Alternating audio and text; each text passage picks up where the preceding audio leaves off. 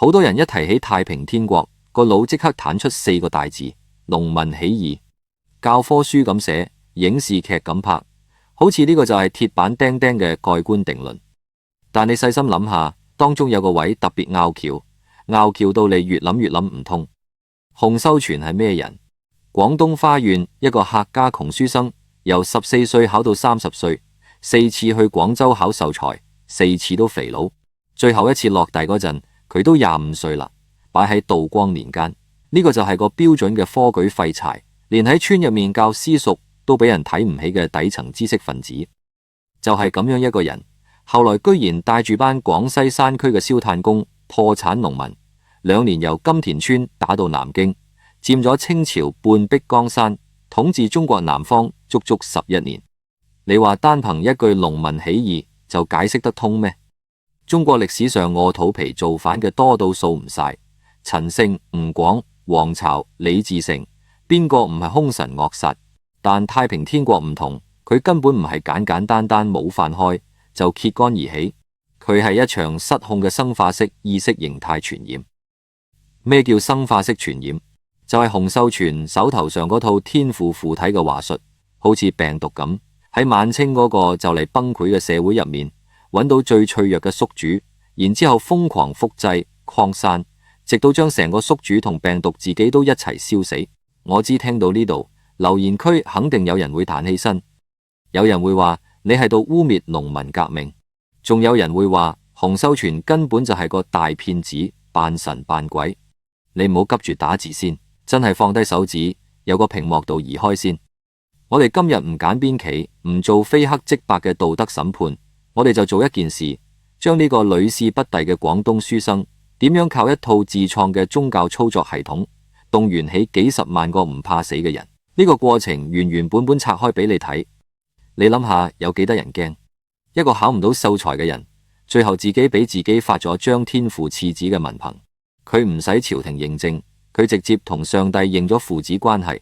呢樣嘢喺中國歷史上係破天荒第一遭。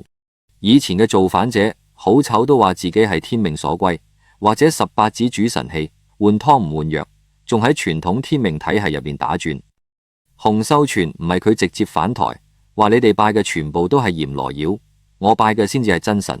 呢套嘢喺廣西桂平嗰班冇讀過書，俾官府同時薪雙重壓榨嘅燒炭工二仔入面，就係降維打擊。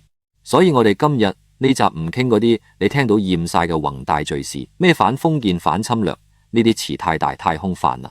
我哋就講人，講人性，講一個俾科舉制度判咗死刑嘅書生，點樣喺絕望入面孵化出一種危險嘅信仰病毒，又點樣令呢種病毒喺特定嘅土壤度長成滔天巨浪。你聽晒就會發覺，太平天國最得人驚嘅地方，從來唔係佢嘅刀槍，而係佢嗰套令底層人心甘情願去送死嘅觀念傳染力。嚟點個讚先，斟翻杯茶，我哋即刻開始。提起洪秀全，好多人個腦最先彈出嚟嘅係一個戴黃巾着龍袍嘅草頭王形象，一係就係歷史課本入面嗰個固定嘅反派嘴臉，留住長鬍鬚，眼神陰射，一睇就係天生嘅反賊胚子。我同你講，呢啲全部都係後來人貼俾佢嘅標籤，離真實嘅洪秀全差成108000里。真實嘅洪秀全一開始就係個窮酸書生，仲係嗰種窮得好具體、好典型嘅廣東客家寒門子弟。佢喺嘉慶18年出世，即係1814年，老家喺廣東花縣福元水村，後尾搬到官祿埔村。屋企得幾畝地，幾間爛屋。老豆洪鏡陽係耕田嘅，阿媽黃氏，成家人死慳死抵供佢讀書。洪秀全7歲入私塾，13歲嗰年去考縣試，成績都唔錯，名列前茅。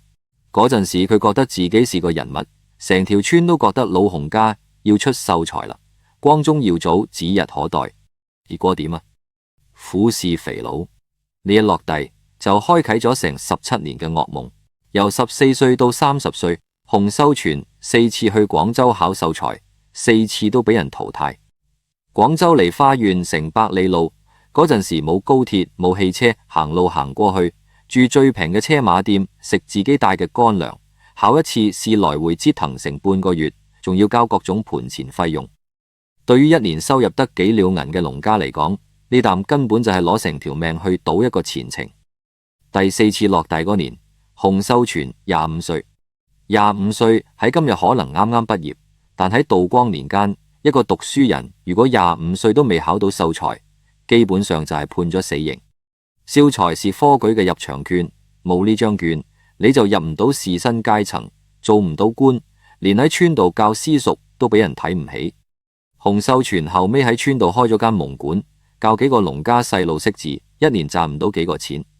你諗下嗰種逼屈，明明自認才高八斗，卻連個最底層嘅功名都撈唔到。明明同村嘅爛賭鬼、土財主都可以指住你鼻哥，笑你百無一用。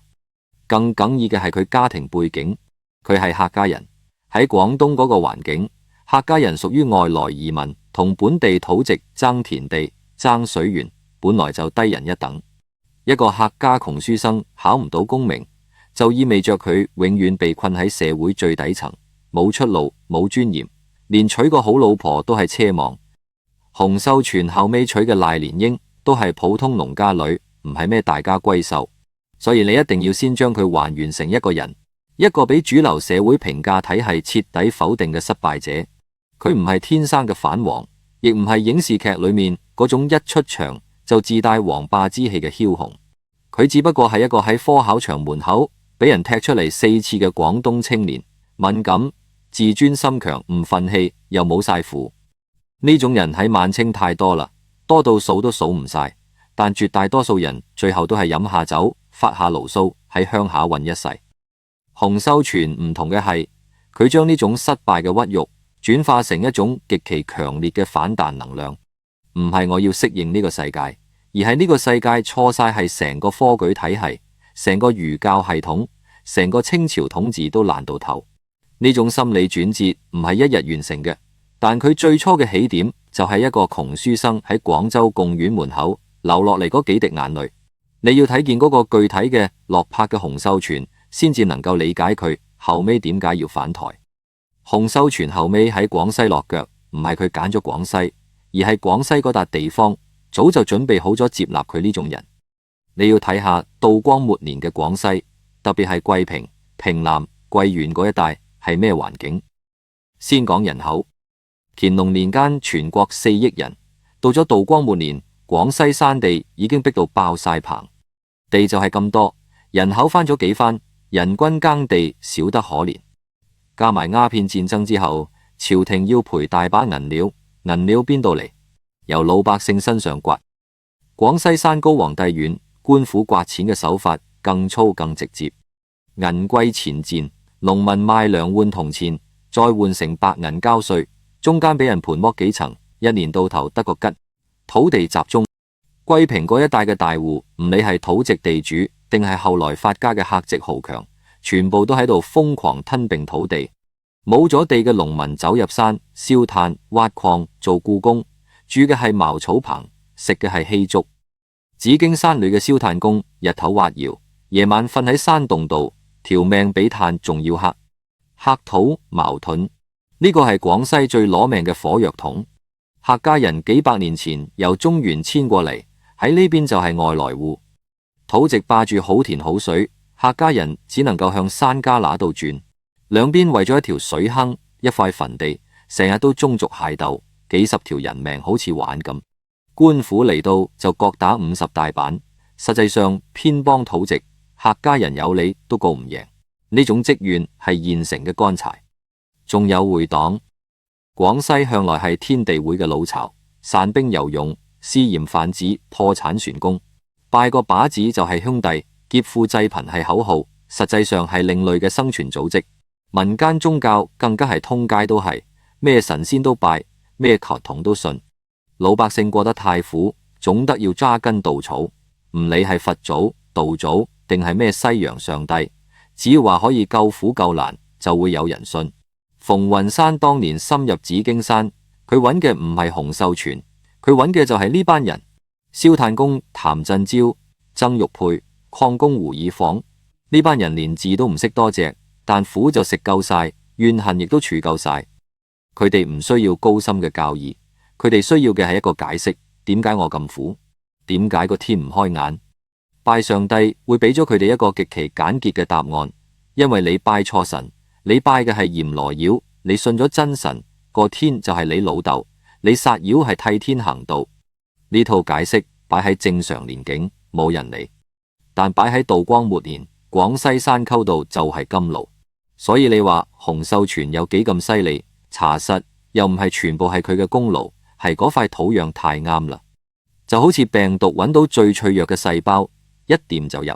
你睇明白呢一層，就唔會再用一句簡單嘅官逼民反來打發呢段歷史。嗰個唔係民反，係成個社會免疫系統率先冧晒檔。只不過淨係有乾柴未夠，仲要有一粒火星。我哋而家擰轉頭睇下洪秀全呢粒火星究竟係點由佢自己個心度燒起嚟嘅？好多人以為佢係第4次落地先至徹底崩潰，其實真正嘅轉捩點來得更早。道光16年，即係1836年，洪秀全第2次去廣州考秀才，考完出嚟，佢喺廣州龍創街閒逛，一個着黑袍嘅中國人遞咗本小冊子俾佢，叫《勸世良言》。呢個人就係梁發，中國歷史上第一個華人基督教牧師，馬禮遜嘅信徒。洪秀全當時隨手將本書塞入包袱，根本冇當一回事。佢成個腦諗住嘅係考題，係八股文，係點樣將策論寫到令考官眼前一亮。返到屋企之後，嗰本小冊子就俾人抌喺書架度鋪晒塵。真正嘅崩塌發生喺第2年，1837年春天，洪秀全第3次去廣州應試，有落第。呢一次打擊同之前完全唔同。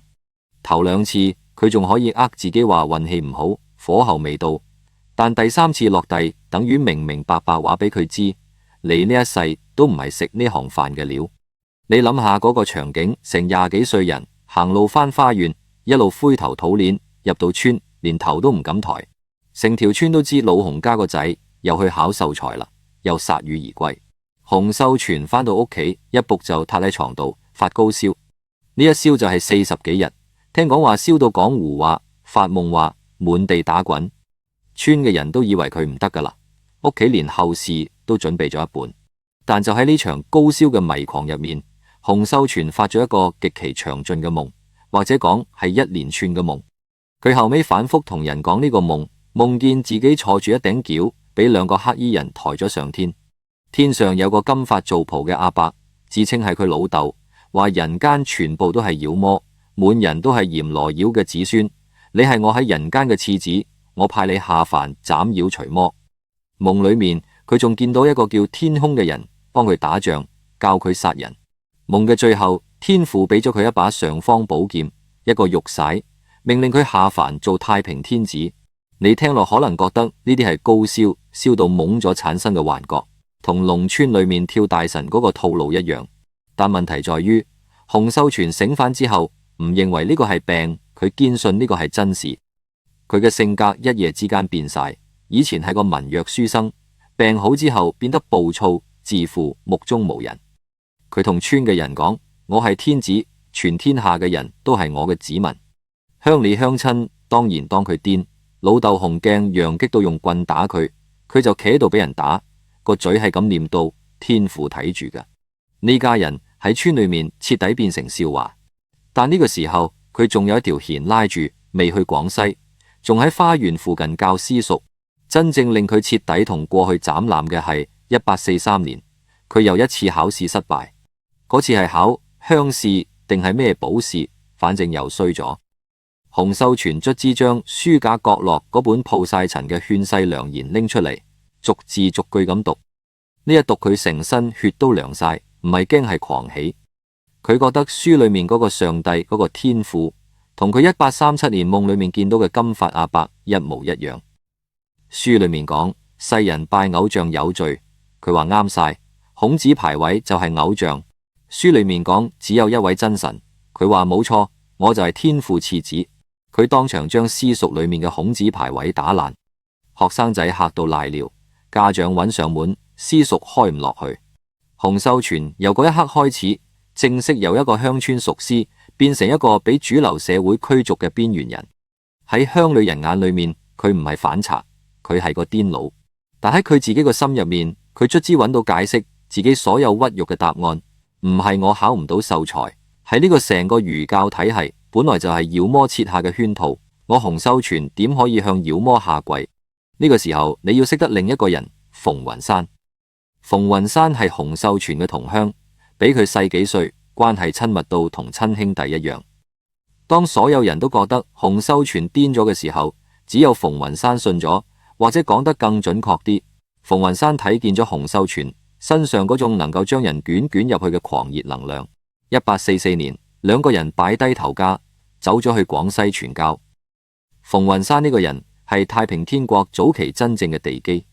洪秀全喺廣州同花縣發夢寫書嗰陣，馮雲山一個人深入紫荊山區。嗰度咩環境？山高林密，瘴氣重，村嘅人排外，你一個外鄉人入去，話都講唔通。馮雲山為咗生存，幫人打短工、擔牛糞、燒炭、教蒙管，咩污糟邋遢嘅粗重嘢都做齊。有時夜晚就瞓喺豬欄隔籬，日頭逐條村逐家逐戶講天父。佢發展出第一批信徒，好似楊秀清、蕭朝貴呢啲後來嘅大人物。最初全部都係馮雲山喺炭窯入面喺山窿度一個個傾翻嚟嘅。冇馮雲山嗰幾年喺山度做苦行僧，洪秀全嗰啲書生嘅狂想根本落唔到地。你可以咁理解，洪秀全提供嘅係操作系統，馮雲山先至係嗰個將系統裝到每一部機度嘅工程師。而呢部機就係廣西山區入面嗰班苦到貼地嘅燒炭工同佃農。馮雲山喺紫荊山嗰幾年，拜上帝會由幾十個燒炭工發展到2、3千信徒，聲勢已經大到冇辦法再詐睇唔到。當地地主團練同桂平縣衙盯上咗佢哋。1848年，有人告發馮雲山，桂平縣衙拉咗佢去坐花廳。呢一拉，差啲將呢班人喺搖籃度活生生卡死。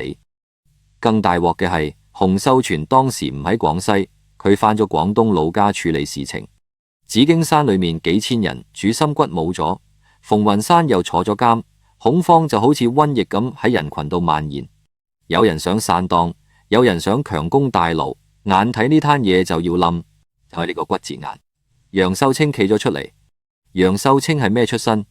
紫荊山裏嘅燒炭工，屋企窮到零，冇讀過書，一隻眼仲有啲毛病，但喺教徒聚會嘅時候，佢突然間向地下一倒，成身抽搐，口吐白沫，再爬翻起身嗰陣，把聲完全變晒，用嗰種威嚴得嚇人嘅口吻訓斥眾人：我係天父下凡嚟訓話，你哋唔准亂，要聽洪秀全話。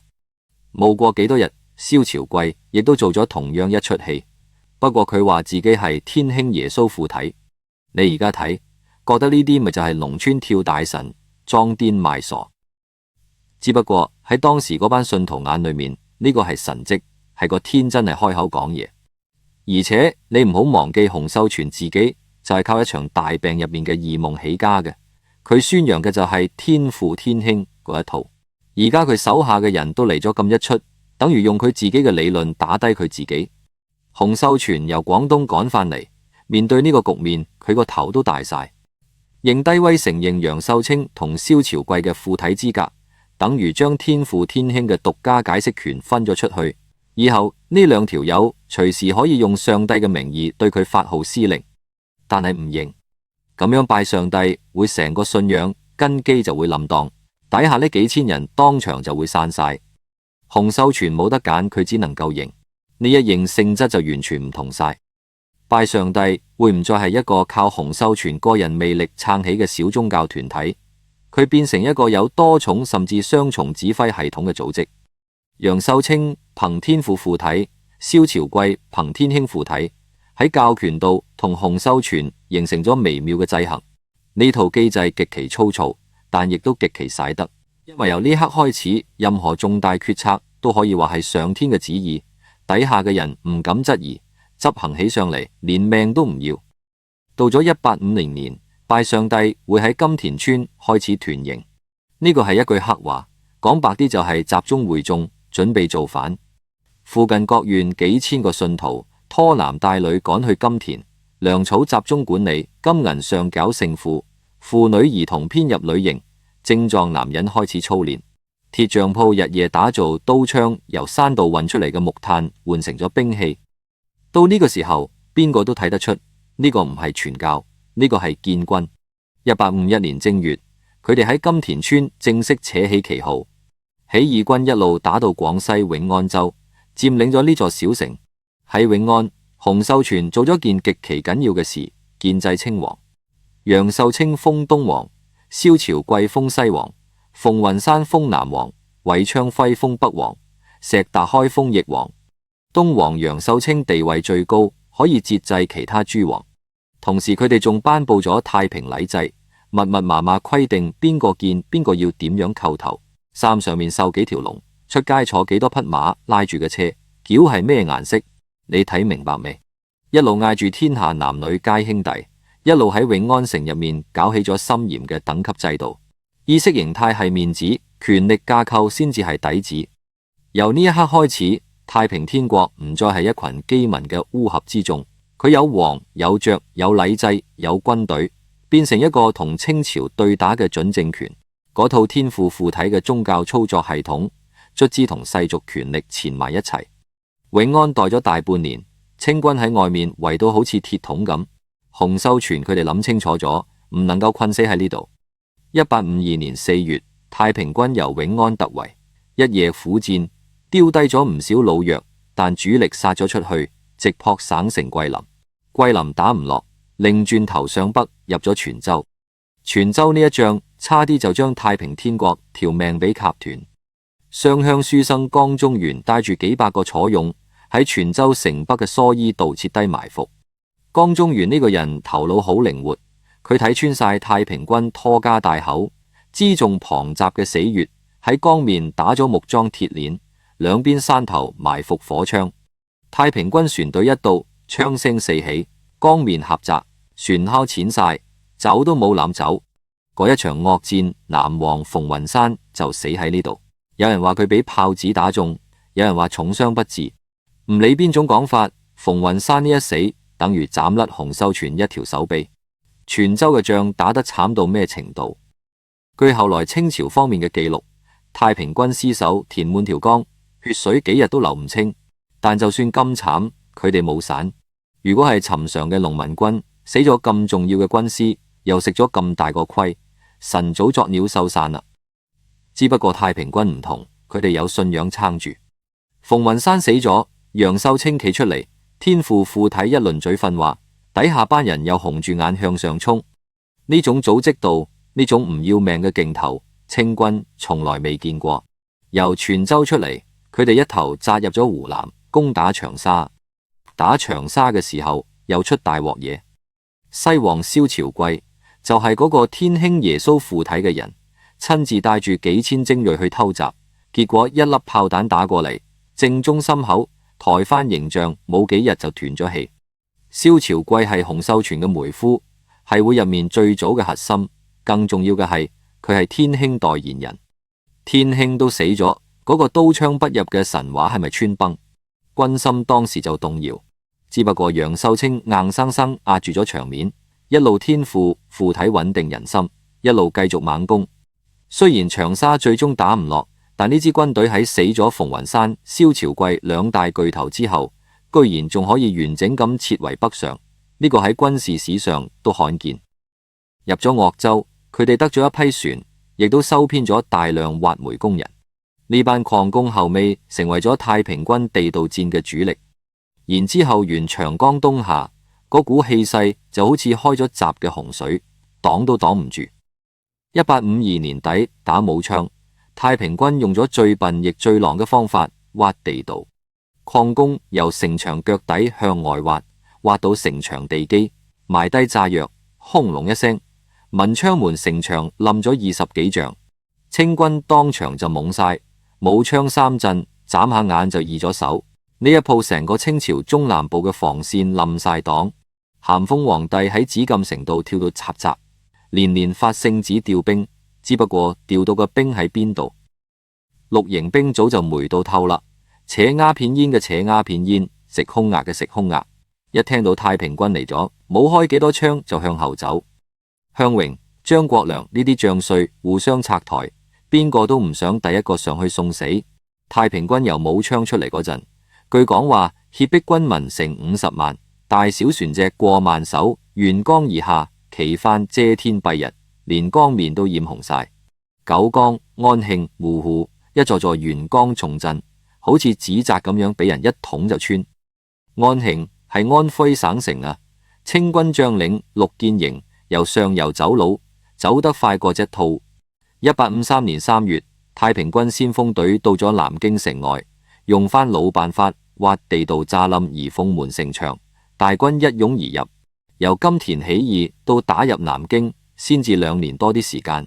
一個屢試不第嘅廣東書生，帶住班廣西山區嘅燒炭工，將大清嘅半壁江山咬咗好大笪落嚟。只不過你以為呢個係巔峰？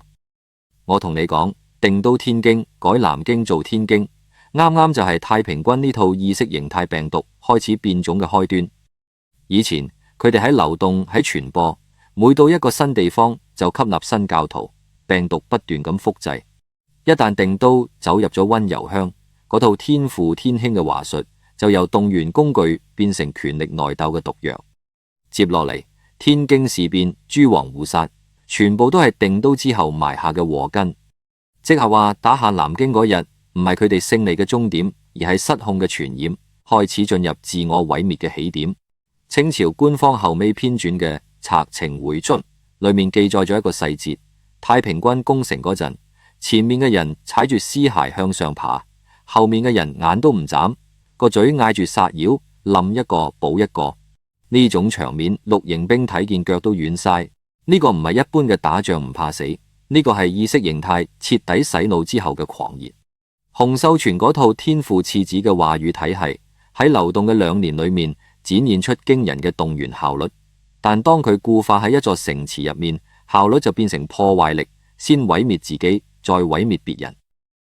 定都天京之後，洪秀全佢哋搞咗一套制度，後尾好多人幫呢啲制度貼上唔少冠冕堂皇嘅標籤，話咩男女平等、財產公有、農民烏托邦，聽落特別進步。只不過你真係逐層逐層挖落去，就會發覺全部都係誤會，仲係嗰種將古人硬生生套落現代人塊面度嘅誤會。先講最常俾人誤讀嘅一條，就係太平天國嘅男女平等。有人話太平軍裏面女兵可以打仗，女官可以做官，比起清朝進步得多。我同你講，呢件事要睇個底。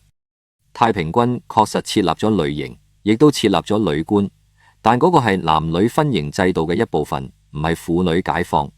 夫妻2口子都喺天京城，想見下面唔俾，未經批准私自見面或者行房，嗰個係死罪。東王府嘅人查到極嚴，捉到就係斬首示眾。你諗下，一對合法夫妻俾人強行分開住喺男館女館，連講句嘢都要打報告，呢啲叫咩平等？呢啲叫做軍事化嘅全面管制。嗰啲女兵確實上城牆打仗，但嗰個係人手唔夠，全民皆兵，唔係承認女性獨立地位。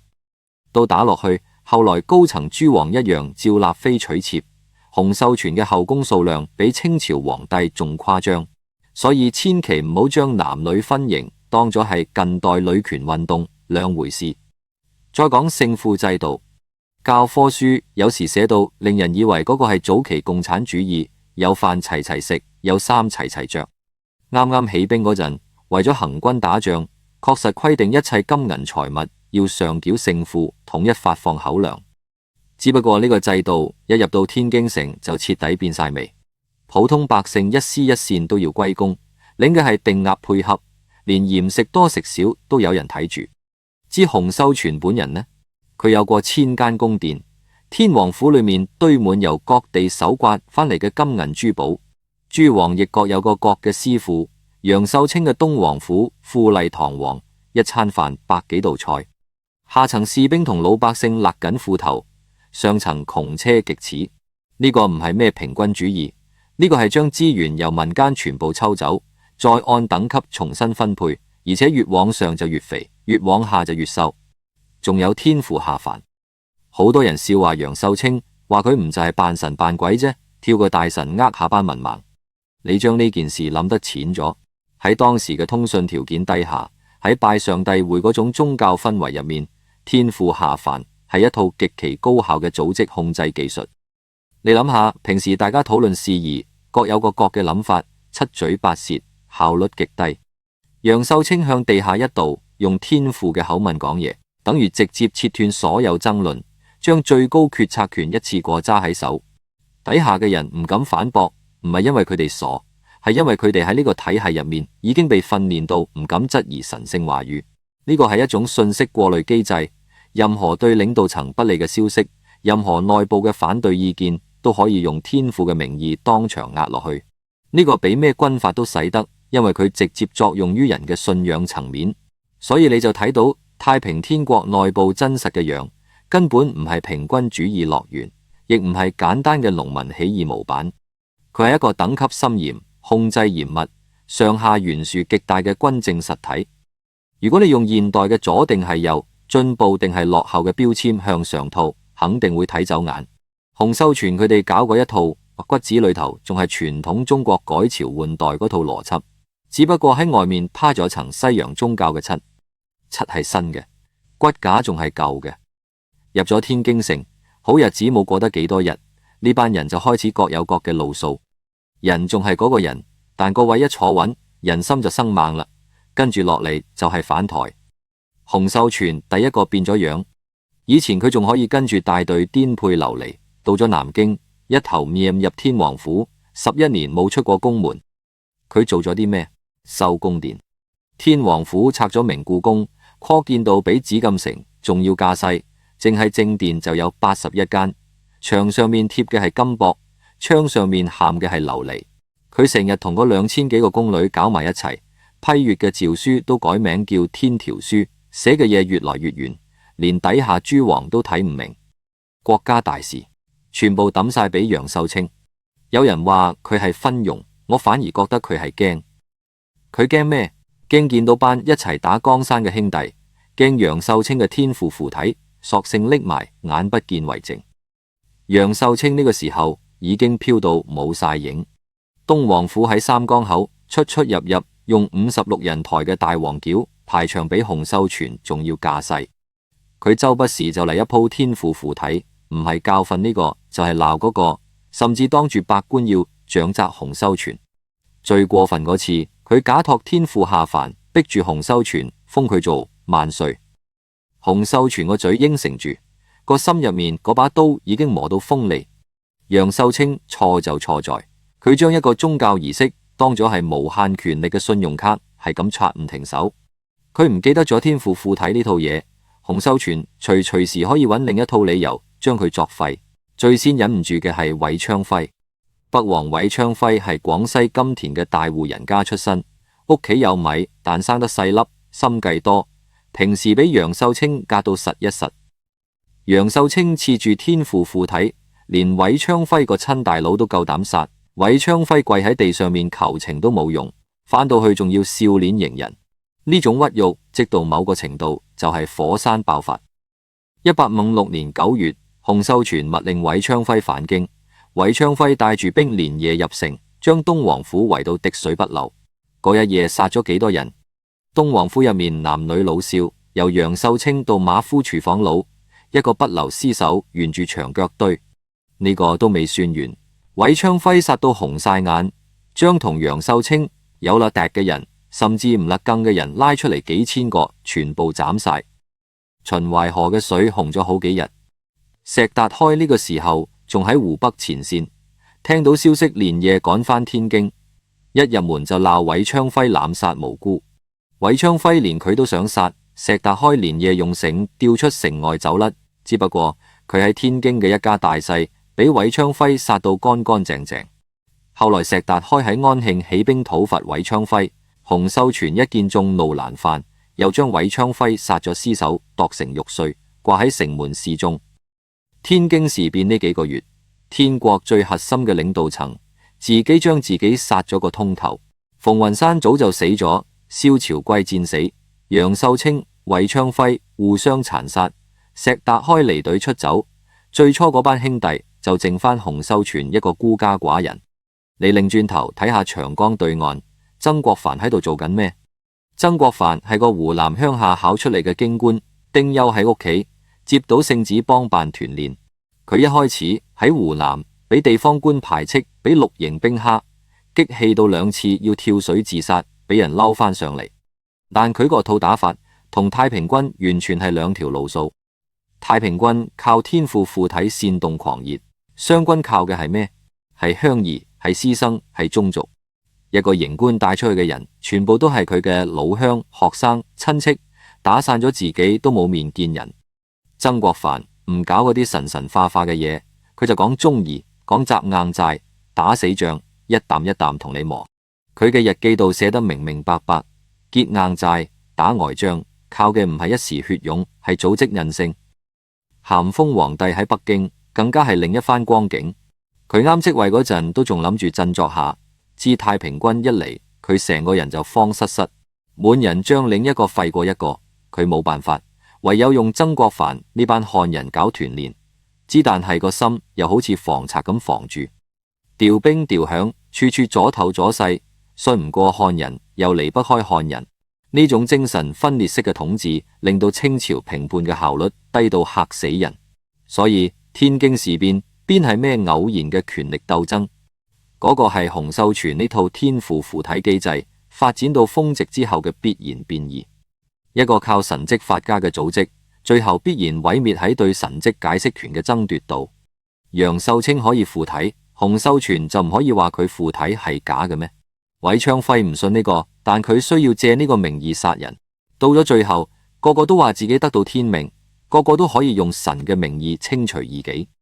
意識形態傳染到最密集嘅時候，就開始自我吞噬。湘軍最後可以贏，講白啲係另一種組織模式對狂熱信仰嘅長期消耗。太平軍嗰種唔怕死嘅勁頭，短期爆發極之猛烈，但死一個就少一個，越打越虛。湘軍就好似一塊厚牛皮，唔同你搏命就同你磨，磨到你天京城裏面自己先殺起嚟。等石達開一走，太平天國就剩翻個空殼，敗亡只係時間問題。天京陷落係1864年嘅事，湘軍將城攻破之後，就地搶掠3日，大火燒咗幾日幾夜，呢個係肉眼睇得到嘅結局。只不過有啲嘢比一座城嘅毀滅要深遠得多。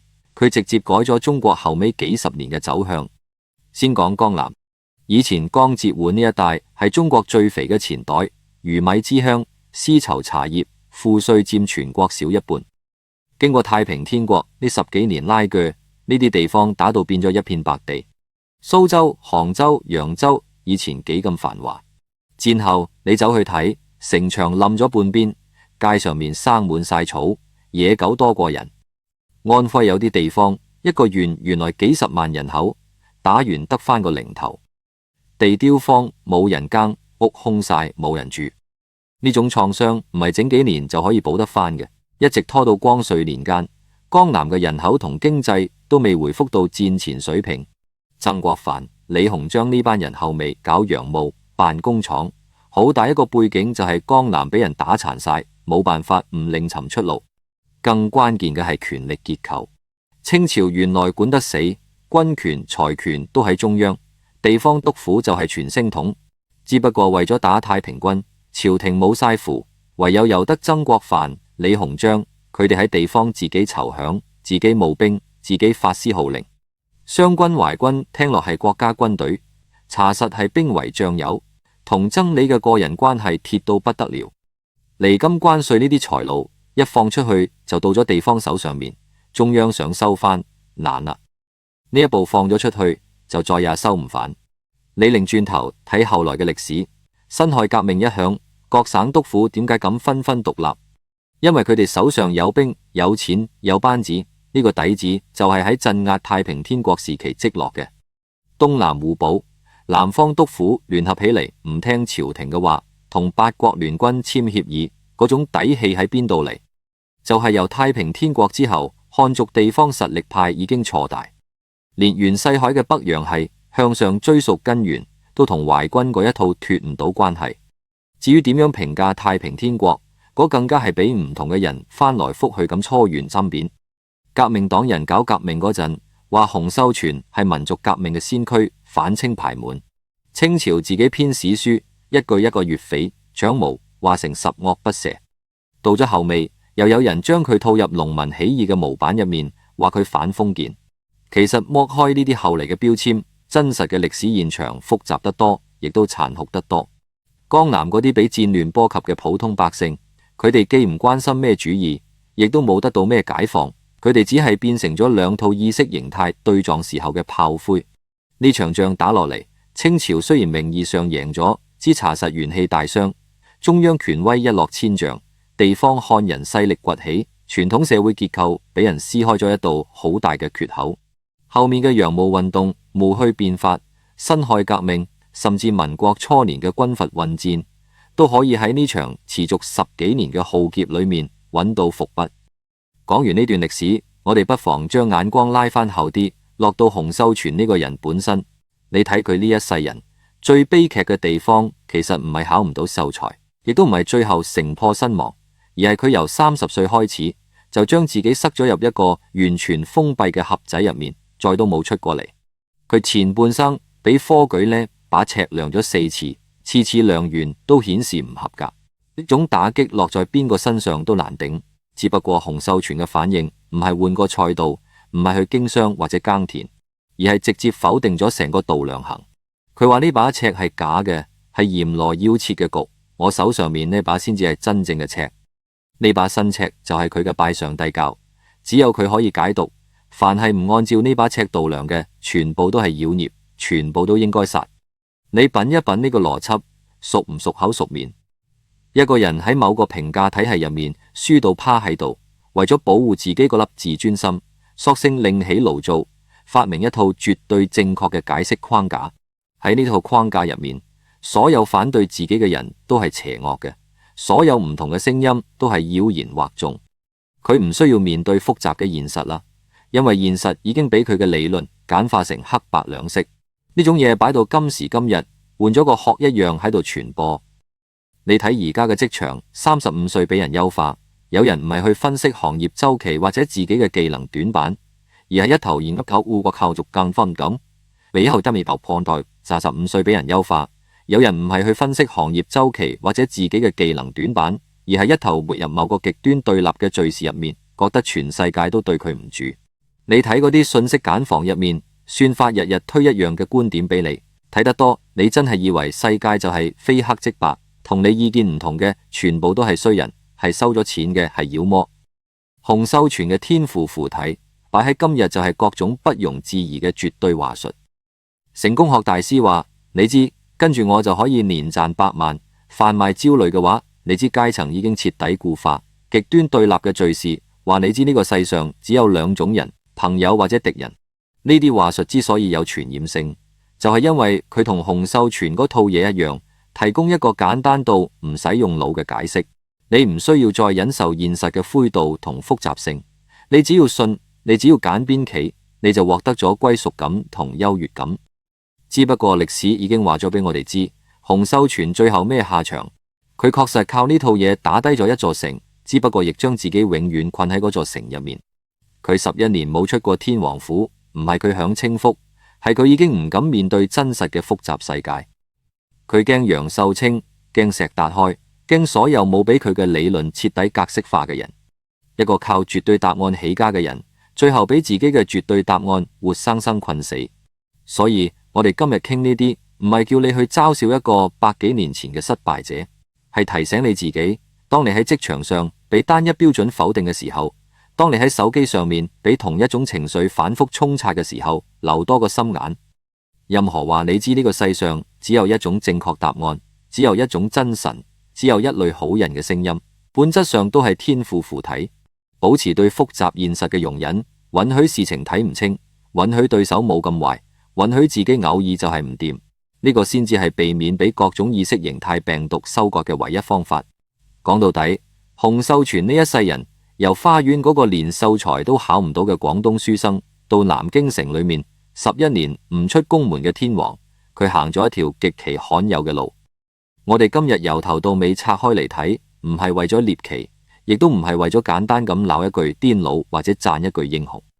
擰轉頭睇，太平天國留俾後世最大嘅教訓，唔係邊一場仗點樣打，亦都唔係邊個人點樣死，而係嗰套由一個人個腦度走出嚟嘅觀念，係點樣好似生化病毒咁喺特定嘅社會土壤度指數級擴散，最後將宿主同病毒一齊燒成灰燼。呢件事怪得晒洪秀全一個人咩？唔怪得晒。冇廣西山溝裏面嗰幾百萬人活唔落去嘅窮苦人，冇清朝末年嗰個爛到骨子裏面嘅官場，佢嗰一套嘢都只不過係個鄉下癲佬嘅胡言亂語。只不過調翻轉講，如果冇洪秀全提供嘅嗰套簡單粗暴嘅絕對答案，嗰啲苦難同憤怒或者唔會凝聚成咁狂暴嘅破壞力。人同埋時代永遠都係互相餵養嘅關係。我哋講歷史講到尾係為咗照見當下。你今日碌到嘅各種極端言論，各種非黑即白嘅簡邊期，各種只要你信我就保你翻身嘅承諾，本質上都係唔同版本嘅拜上帝教，都係洪秀全當年玩過嘅嗰套天父附體。唔同嘅在於百幾年前嗰套嘢要造反先至可以傳播，今日你只需要喐一喐手指，點開一條片就可以俾佢感染到。諗清楚呢一點，你就比大多數人多咗一層免疫力。如果呢個系列你聽入咗心，覺得有得着，咁就唔好淨係自己聽，點個讚，將呢條片轉俾你身邊嗰個最中意轉牛角尖嘅朋友。順手訂閱呢個號，專門挖掘歷史入面嗰啲細思極恐嘅人性暗角，唔整雞湯，唔喊口號，就係講人係點樣喺具體嘅困境入面一步一步行到去絕境。佢亦都讀書，亦都失意，亦都面對過一個時代嘅坍塌。但佢冇選擇將自己關入天王府，而係選擇咗一條更孤獨，亦都更清醒嘅路。佢係邊個？最後送句嘢俾大家，呢句亦都係我堅持做歷史內容嘅核心。人一世最大嘅漏洞，從來唔係知道得太少，而係認定自己已經知道晒全部。保持懷疑，保持清醒。我哋下期見。